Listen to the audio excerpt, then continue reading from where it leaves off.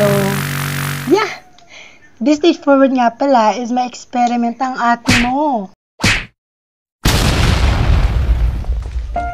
At at the lab as a STEM student here in Agoncillo Senior High School in Nida.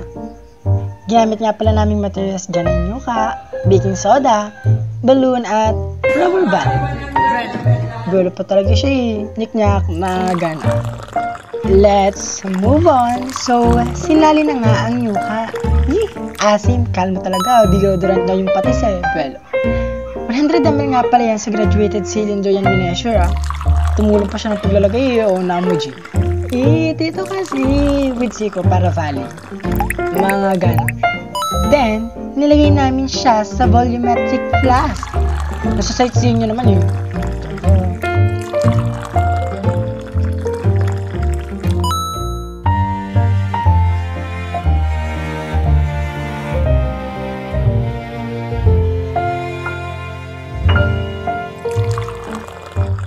So, yeah. Ito naman na malipat na yung yuka sa plasmida. Proceed na tayo sa next step. And nakalmo talaga, siya yung teacher ako na nagbibigay ng instructions eh. Buwelo.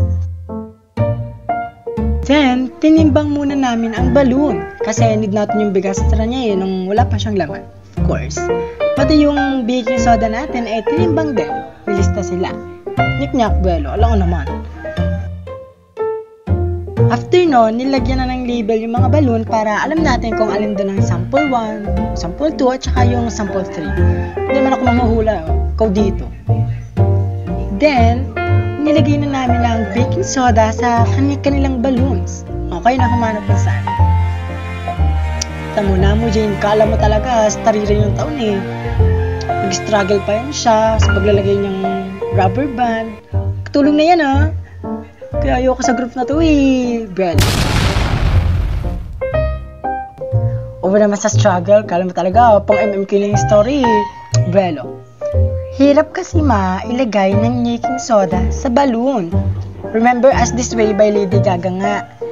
Make sure na secure talaga yung balloon pa para walang lumabas na CO2. Oh, well.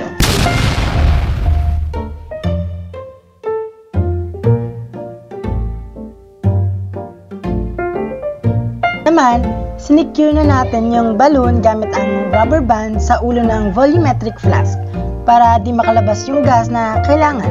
Alam ko pa, edi ikaw dito, namuji. So, yeah.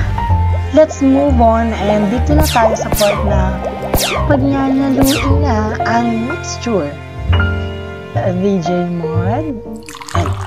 Nung napaghalo na namin ang baking soda at yuka, nag-create siya ng reaction which result to the formationism of carbon dioxide.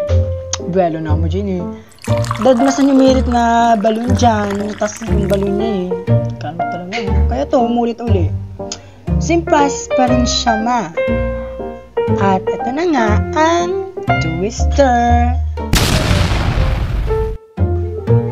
Well, hindi naman siya twister. Ang laki ng balloon na lumobo. Yun lang. O, pake mo. Anyways, tinanggal na namin yung balloon sa flask, then tinali na namin siya. Pake mo. Kung tali ko dyan, hindi gala. Then, tinimbang na namin ang mga balloons for their weight. Hindi namin eh. Magagawa niyo. And that's all for today. Tama na kayo yung pailaret ko.